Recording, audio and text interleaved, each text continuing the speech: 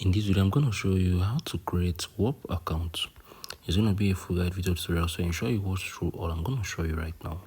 This video is basically for educational purpose only. Please ensure you share your thoughts below in the comment section.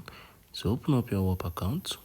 If you don't have an account and you're left to create an account, click on this create account.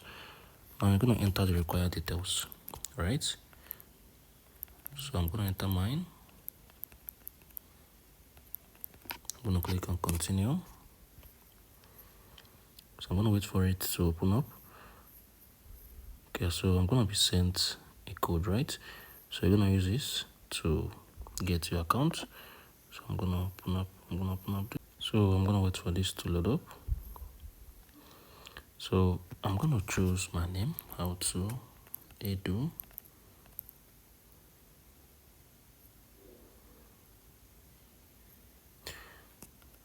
I'll use the username, how to Edu. I'll just pick any set of bets from here. I can just select this. So let me say 2nd September.